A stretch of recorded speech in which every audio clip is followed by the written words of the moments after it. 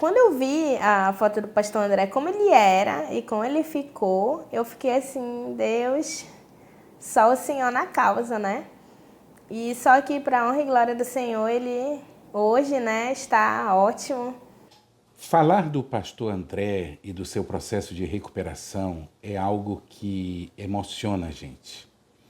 Emociona porque foi um verdadeiro milagre do ponto de vista médico, do ponto de vista do tratamento. O pastor André teve um quadro muito grave mesmo, onde por muitos momentos nós chegamos a pensar que iríamos de fato perdê-lo.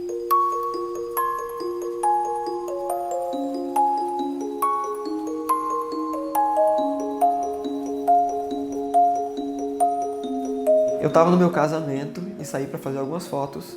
E quando eu volto, eu descobri que meu pai tinha tido um mal-estar e tinha desmaiado. Não sabia o que tinha acontecido e a gente supôs que fosse um mal-estar porque estava muito quente naquele dia.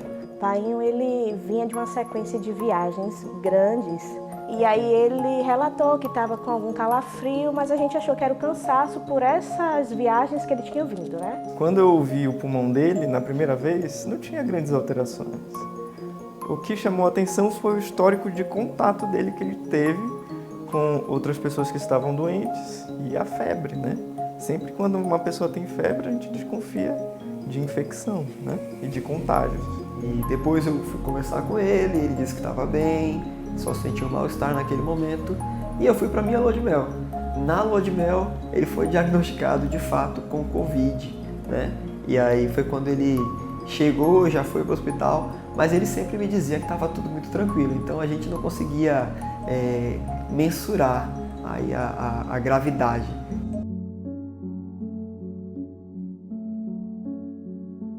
A gente decidiu colocar uma equipe extra de enfermagem, mais especificamente no CTI 3 e CTI 2 das UTIs do 6º andar. Por quê? Porque lá existiam 4 leitos de boxe que são fechados e que com certeza a gente ia admitir ali pacientes muito graves. E aí ficava muito arriscado a gente contar simplesmente com os profissionais que atendiam todos os pacientes e podia ser que a gente perdesse algum paciente que estivesse nesses leitos de boxe em que o posto de enfermagem não tem uma visualização, digamos assim, 100% para dentro desses leitos, né? O leito 10 do CTI 2 ele fica lateralizado do posto, o leito 1 e 2 do CTI 3 também fica lateralizado do posto. E o leito 10 do CTI 3 ele fica meio... não fica paralelo nem na frente, mas ele fica meio oblíquo do posto. Então não é uma visualização assim direta para quem está, dependendo do local que estiver dentro do posto de enfermagem. Então a gente decidiu colocar uma equipe extra dentro dessas unidades para tomar conta exclusivamente dos pacientes que internavam nesses leitos. A gente não queria ter a possibilidade de perder nenhum paciente grave do jeito que eles vinham, né? Por falta de atenção ou por falta de assistência, assim, em algum momento do dia. E aí quando o pastor André ele internou exatamente no leito 10 do CTI 3, que era um leito de boxe. E ele veio muito grave, né? Essa internação dele. Ele veio muito grave, então uma dessas equipes aí extras que a gente tinha colocado tomou conta dele. Então a gente conseguiu montar a escala pelo que a gente já vinha prevendo para esse tipo de paciente. 24 horas por dia ele ficou com uma equipe extra de enfermagem exclusiva, que era desses leitos, e ele se beneficiou, sendo que ele internou num desses leitos.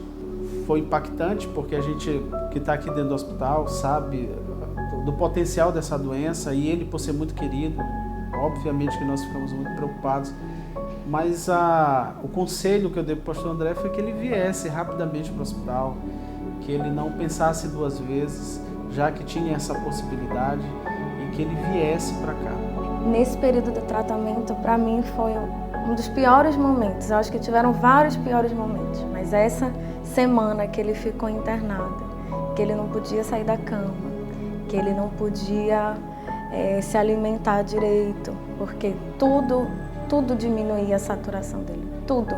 Qualquer virada de lado da cama diminuía a saturação. Eu acompanhei literalmente desde o início, né? Eu me lembro como se fosse hoje, o momento em que eu me encontrei com a filha dele, a Mirna, que era a nossa psicóloga da unidade de cuidados intensivos, numa passagem daqui do hospital. Eu perguntei para ela: Mirna, tudo bem? Você está aqui esse horário? Aí ela: meu pai internou. E aquela luzinha já se acendeu em mim. Realmente a preocupação apareceu quando veio a notícia da internação. Aí você já começa a acender a luz vermelha e pensar: peraí, se ele foi internado, é porque realmente o progresso da contaminação, o progresso da doença foi maior do que o esperado. O acompanhamento médico, o tratamento não deu o resultado. Aí você começa a acender a luz vermelha e pensar: tem alguma coisa complicada por aí. Num primeiro momento a gente achava que em 14 dias as coisas iriam melhorar, porque era assim que a gente via as coisas. Mas aí a gente passou esses 14 dias, a gente via que as coisas não estavam melhorando. Parecia que ele precisava ainda mais do ar, e o ar parecia estar mais escasso. Quando veio a tomografia, era algo impressionante. Os pulmões dele estavam praticamente tomados por Covid. Naquele momento ele estava no quarto e eu cheguei a comentar com o Vitor: a possibilidade de descompensação aqui, que é o quadro de piora clínica, é muito grande. Ele tem uma área muito extensa de acometimento. O Covid é uma doença grave, né? E vence o organismo mesmo. Então chegou o momento, e era a minha esposa que estava com ele, que a equipe médica, eu também estava junto, falou que para ele conseguir manter a respiração boa, a boa oxigenação, ele teria que ir para a UTI. Na UTI começou a batalha dele. E nesses cuidados diários que a gente teve com ele, cada dia foi uma grande emoção. Tiveram muitos altos e baixos. Ao ele subir para a UTI, nós podemos lançar mão de outros tipos de suporte, como uma oferta adicional de oxigênio. E mesmo dentro da UTI, com esses cuidados iniciais, eu alertei logo inicialmente que o quadro seria de uma piora dramática, que ele iria ocorrer. E dentro da UTI isso aconteceu, infelizmente, em torno de aproximadamente 3 dias. Foi quando a gente teve que colocar ele para respirar com a ajuda de aparelhos, justamente porque os pulmões dele não estavam mais resistindo. Nós estávamos mantendo contato o tempo todo, por áudio, por WhatsApp. E um momento impactante foi quando o pastor André mandou um áudio para mim, nos minutos ou horas que ele estava para ser entubado, porque a saturação dele estava caindo muito. E ele disse assim para mim, eu lembro como se fosse agora: amigo, não vai ter jeito, eu vou ter que ser entubado. E a preocupação sempre de todos com essa doença era justamente a intubação. No primeiro momento a gente achou que seria uma internação rápida, né? A gente não imaginava que poderia progredir tão rapidamente para uma intubação. E a gente não estava programando nada, a gente ia ficar à distância, até porque os hospitais não permitiam visita de parentes, não permitiam que a gente entrasse para visualizar.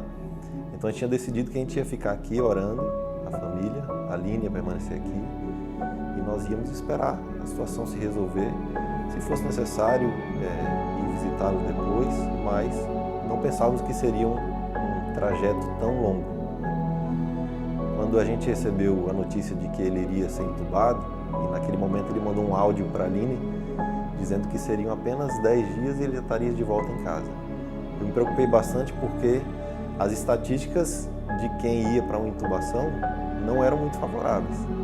E o fato dele ter prometido esses 10 dias causou para mim uma certa tensão, porque eu sabia que se passasse daquele 10º dia, a Aline ia começar a ficar desesperada, a família ia começar a, quem sabe, pensar que não tinha mais solução.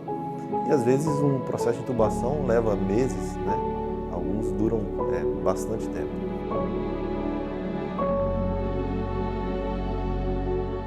O paciente de Covid, na época, quando a gente ia entubar ele, a gente entubava com medo, porque a gente não sabia se ele ia sair. A gente entubava porque não tinha jeito. Se a gente não entubasse, ele podia morrer. Se a gente entubasse, ele podia morrer também. Aí eu falei assim: seu André, o senhor tem fé em Deus, né? Aí ele disse: eu tenho sim. Então, até então eu não sabia que ele era o pastor André. Aí eu falei: olha, eu vou lhe falar um verso que eu amo muito. De vários versos da Bíblia, tem um que eu amo muito e que eu levo sempre comigo, que é Isaías 41:10, que fala: para que temer se contigo eu estou? Não te assombres, porque eu sou o teu Deus, eu te ajudo e te fortaleço com a minha destra fiel. E ele falou amém, né? Ele disse: eu sei tudo isso, Shirley. Aí eu falei: pois é, o Senhor sabe, né? O Senhor a certeza de como Deus é poderoso, de como nós devemos confiar e ter essa fé de que tudo vai passar, tudo vai melhorar. E ele falou, eu sei, ele só falava, eu sei, Shirley, eu sei. Aí depois a gente orou, né? Isso foi muito antes da intubação, né? No dia que era para ele ser intubado, que ele foi intubado já à noite. E depois, no decorrer do período da tarde, que eu estava com ele, que eu fui saber que ele era o pastor André, que ele era o pai da Mirna, né? Quando eu cheguei, quando eu vi a Mirna chegando lá no CTI. Os primeiros dias foram extremamente delicados, porque apesar desse esforço inicial, ele não tinha uma resposta. E esses primeiros dias, o que para mim era uma impressão de algo em torno de 7 a 10 dias, que os pacientes em melhor situação conseguem evoluir, o do pastor André não foi assim. Na verdade, ele passou quase que 30 dias em estado crítico. Quando eu soube que meu pai seria intubado, eu estava em casa, estava me preparando para ir para o hospital. E eu lembro que naquele dia, eu não sei como eu consegui dirigir até o hospital. O meu marido, ele não estava em Belém. Foi muito rápido as coisas que aconteceram. E eu tinha que também ser forte, porque a minha mãe, ela estava doente em casa. E eu lembro que eu vim para o hospital e eu vim orando a Deus. Eu só orava a Deus. Eu dizia, Senhor, por favor, salva o meu pai. Salva o meu pai, me ajuda a saber o que falar para ele, me ajuda a que ele não fique nervoso, me ajude que ele tenha esperança, porque o meu maior medo é que ele fosse intubado achando que ele iria morrer, porque eu realmente não queria que ele acreditasse nisso. Nos momentos que ele estava dormindo, em coma induzido, nós não tínhamos uma resposta dele, mas nós líamos a Bíblia, orávamos e cantávamos. E eu creio que estas músicas, que estas orações, que estas leituras bíblicas estavam sendo interiorizadas assim lá no subconsciente do querido pastor André.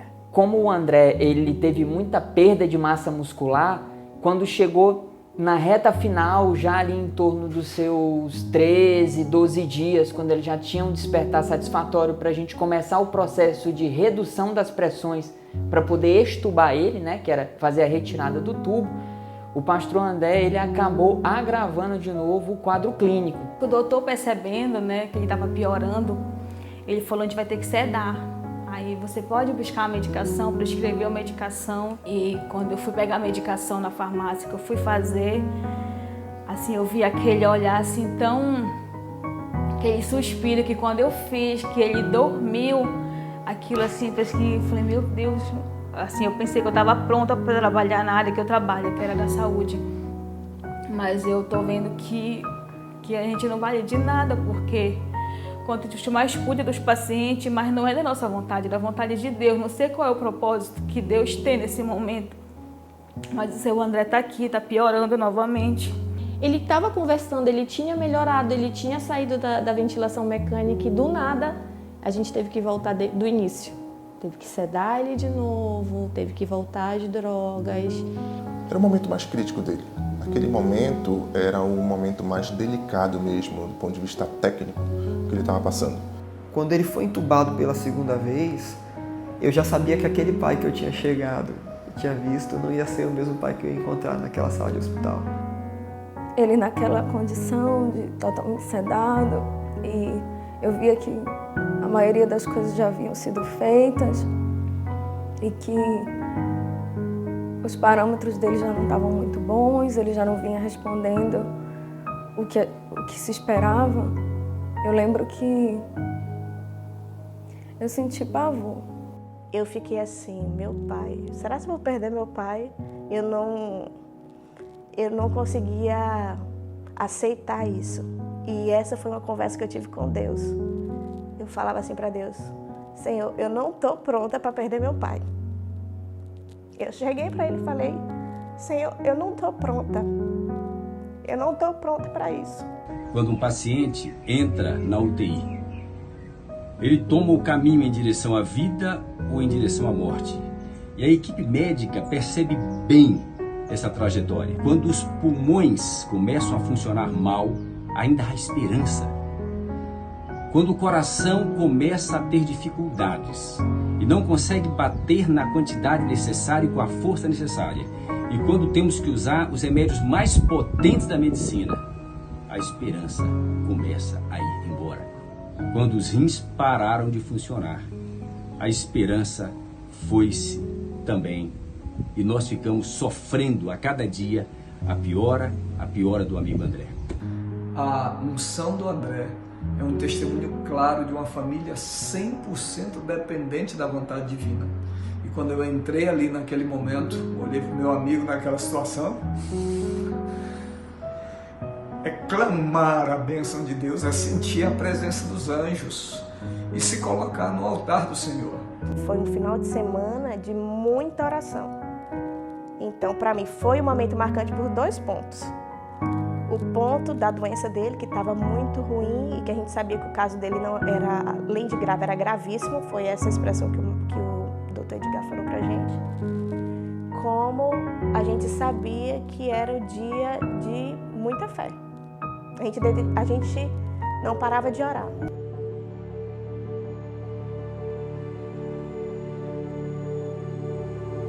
Quando a gente soube da situação, nós começamos a orar. E um momento marcante foi quando nos reunimos como família, embora de longe, estivemos orando junto com a Marília, com os filhos.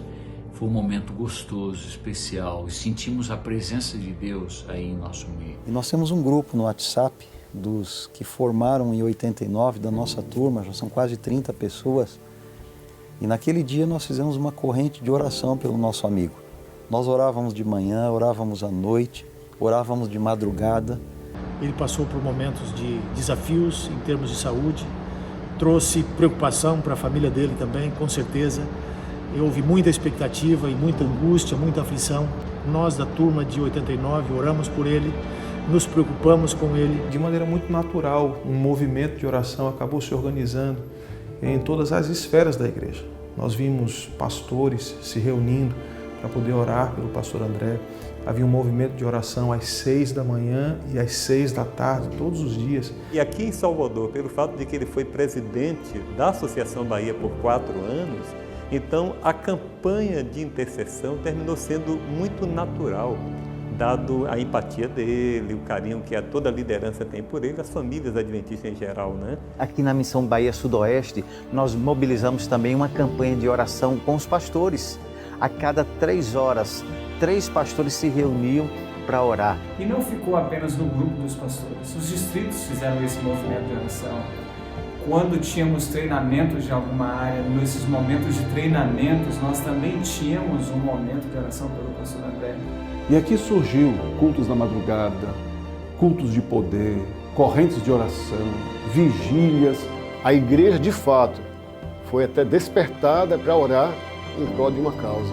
Nos grupos das igrejas, no grupo do Ministério da Mulher, no grupo dos tesoureiros, no grupo dos secretários do distrito, também nos grupos do Amanhecendo com Deus, onde nós compartilhamos o link do Zoom para acesso ao culto diário. Em todos os grupos foram feitos apelos e pedidos de oração em favor do pastor André. Nós entramos no quarto com ele, nós saímos do quarto com ele, nós choramos junto com a família, nos sentimos abraçados pela família e nos regozijamos pela mão de Deus que esteve sobre ele.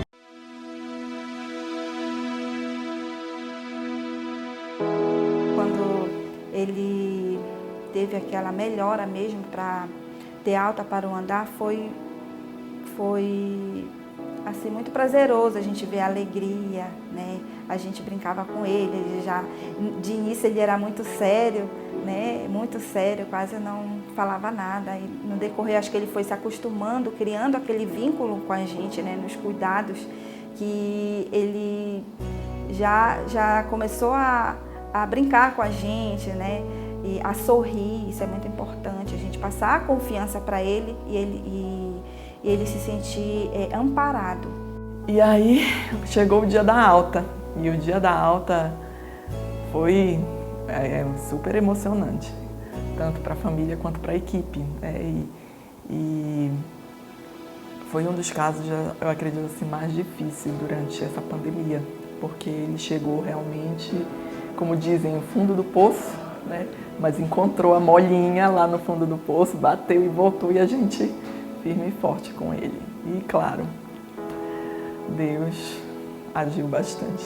A melhor parte que a gente tem é essa, de poder tirar a sonda, ver o paciente se alimentar, sabe? E programar a alta dele, entregar ele para a família, eu acho que é a melhor parte de todas. Como ele voltou a ter essas percepções, a gente começou a fazer essas manobras, né? E a estimulação mesmo ativa nesse sentido.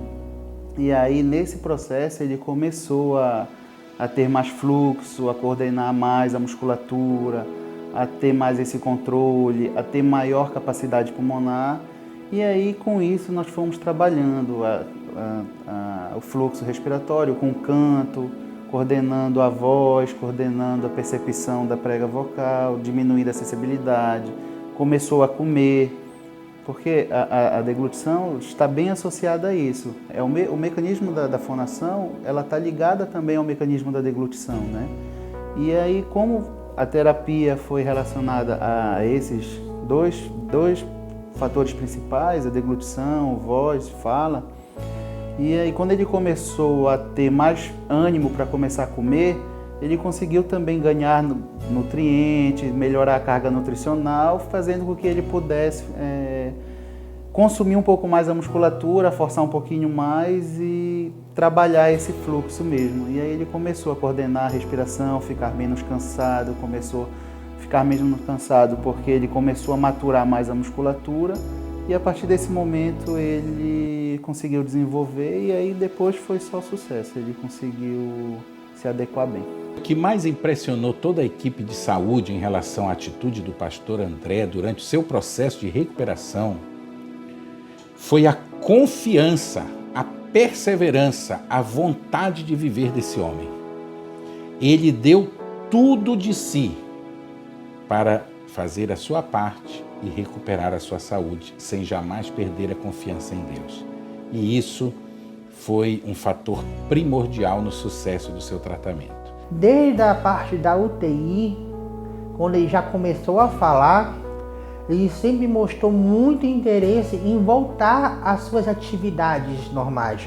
Toda hora ele falava, eu vou voltar, eu quero voltar, eu não vou me depender de nada, eu vou tudo que vocês me oferecerem, eu vou batalhar para poder voltar ao que eu era. A gente começou a primeiro adaptar ele a voltar a sentar com postura, sem precisar de estar segurando ele. E logo depois, vamos começar a ficar em pé de novo. Ele ficou com medo, normal, tanto tempo parado, né? Aí a gente colocou em pé, aí depois vamos ficar um pouco de tempo na poltrona, que a gente coloca ao lado do leito, para poder indo reacostumar às funções normais. Aí daí, depois, quando ele já foi para a enfermaria, a gente foi cada vez mais aumentando a carga, já fazendo caminhadas com ele, incluindo cargas para poder voltar à função dele normal. O pastor André foi um dos pacientes assim que no período da Covid foi que mais impactou. No caso a mim, porque eu vivo muitos milagres, mas o dele foi assim bem que eu consigo lembrar cada detalhe, desde a intubação até a saída dele do hospital. Eu acompanhei pessoalmente a recuperação pós-hospitalar do pastor André e eu vi a luta diária em cada peso, em cada caminhada, em cada levantar da cadeira para retomar a sua vida e servir a igreja como grande líder que é, como grande pastor e como grande amigo de todos nós. Eu tive um sonho que o pastor André estava voltando para a União. E no meu sonho, nós tínhamos feito assim um grande corredor, desde o portão para ele chegar, tínhamos colocado música, tínhamos soltado fogos de artifício. E ele voltou assim bem magrinho, isso no meu sonho.